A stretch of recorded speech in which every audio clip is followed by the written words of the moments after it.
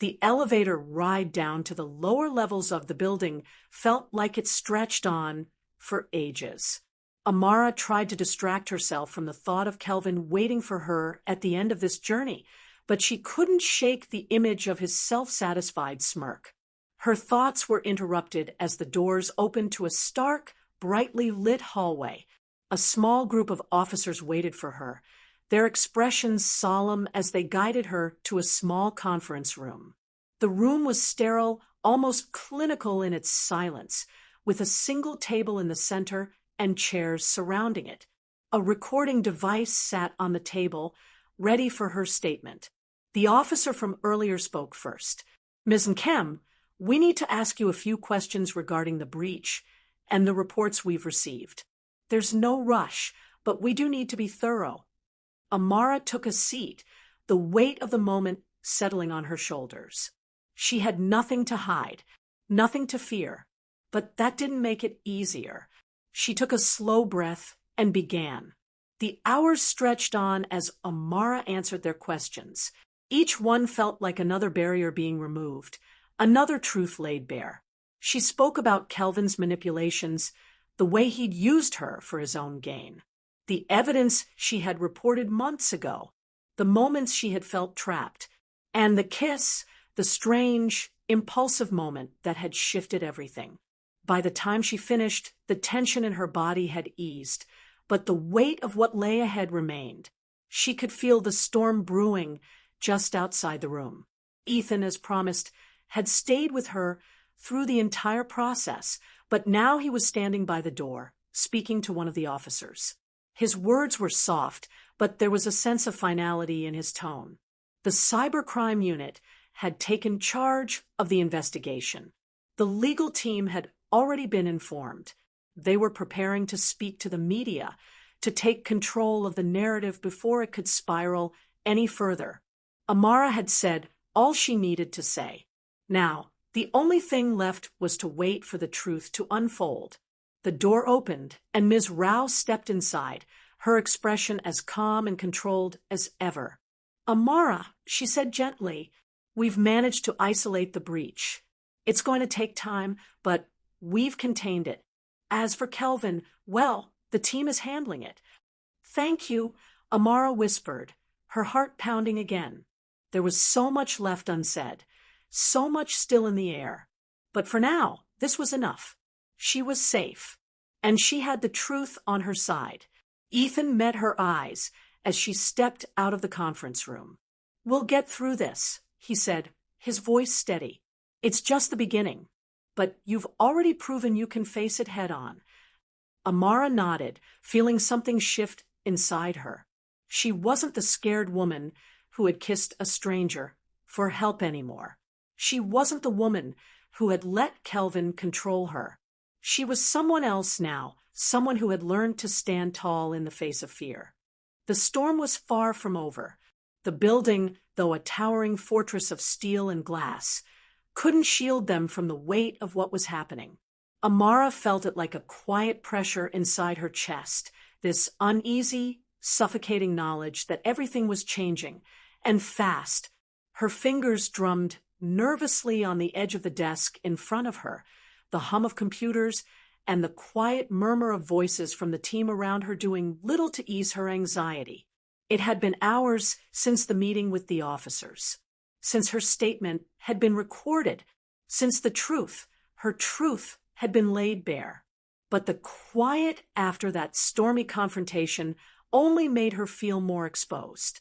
Ethan was across the room, his back to her as he stood by a bank of monitors, speaking with Ms. Rao. His expression was intense, focused on the screen in front of him, but there was a momentary softness in his posture that made her feel like he was more than just a CEO. He was her partner in this, a presence that steadied her when she felt like everything might come crashing down. The press conference would be soon, and already the storm of public opinion was building. Whispers, gossips, questions of favoritism, of a relationship that no one really understood. The kiss, the breach, the lies, the data that had been touched by the wrong hands. Amara had been asked to stay out of the limelight. Just for a while, Ms. Rao had said, her voice gentle but firm. We need to let the dust settle before we make our official statements. We don't want any rumors to get out of hand. But staying in the background felt like a quiet betrayal. She wanted to help. She wanted to make sure that the truth, the real truth, would be told. She wasn't just some helpless bystander in this game anymore.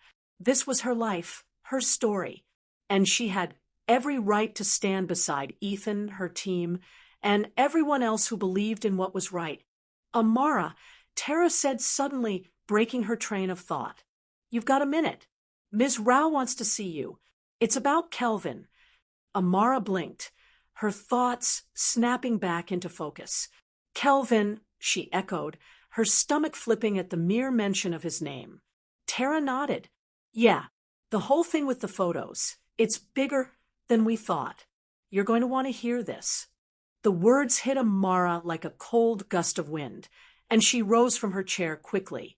Her legs felt unsteady as she followed Tara down the narrow hallway, the silence between them thick with unspoken thoughts. Tara's expression was unreadable, but Amara could see the tension in her shoulders, the tightness in her posture. It wasn't just her who was feeling the pressure.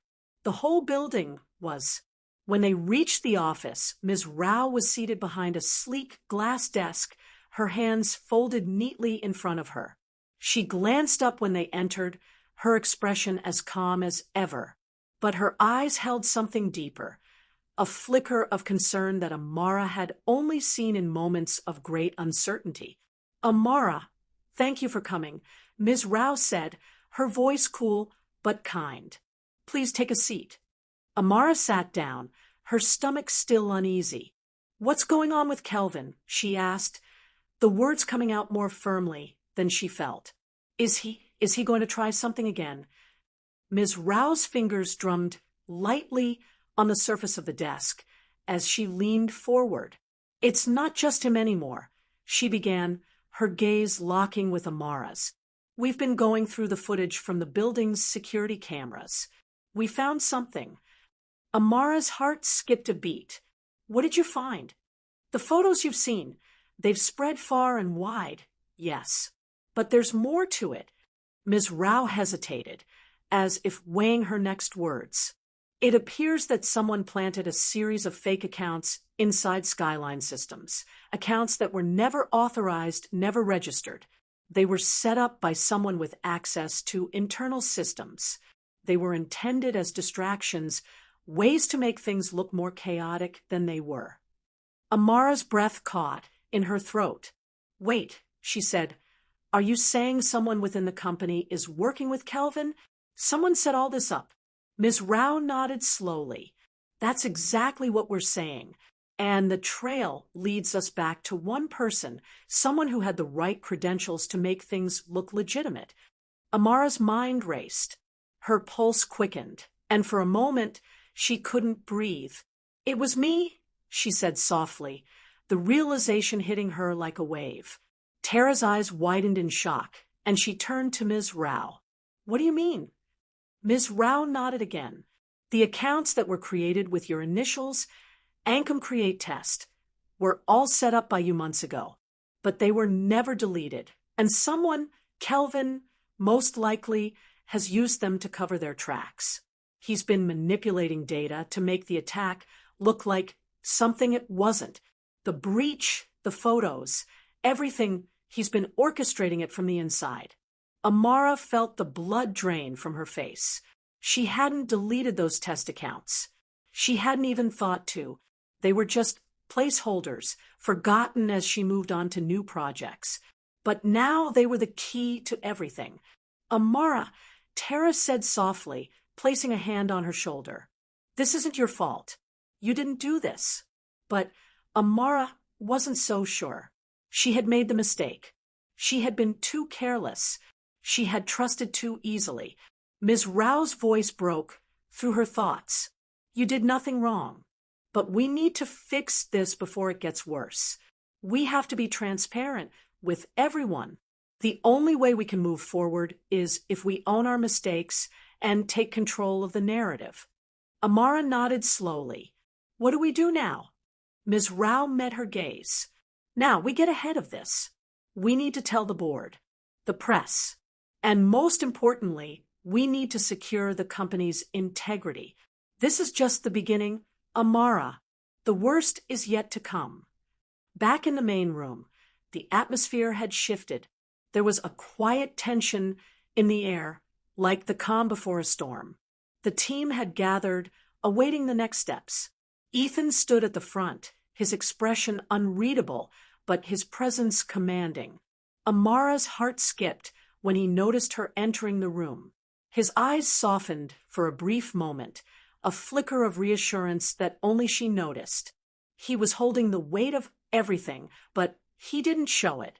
You're all here, Ethan said, his voice steady, because it's time we take control of this situation. What we're dealing with is more than just a cyber attack. It's an attempt to dismantle everything we've worked for. The room fell silent, the weight of his words settling over them like a thick fog. But we're not going to let that happen, Ethan continued. We'll confront this head on. We're going to protect our users, our employees, and our integrity, and we'll do it together.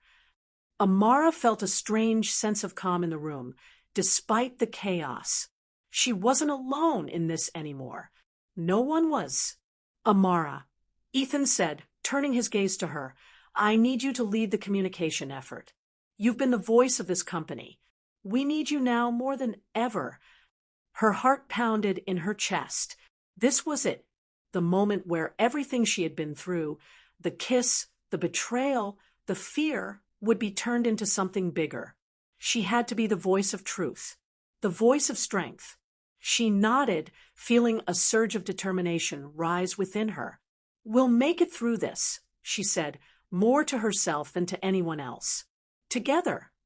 The press conference was set to begin in an hour, and the team had already begun preparing their statements. The building hummed with a mixture of nervous energy and quiet resolve. Amara sat at the front of the room, her notebook open in front of her, as she crafted the message that would set the tone for everything that was to come. The press room was packed.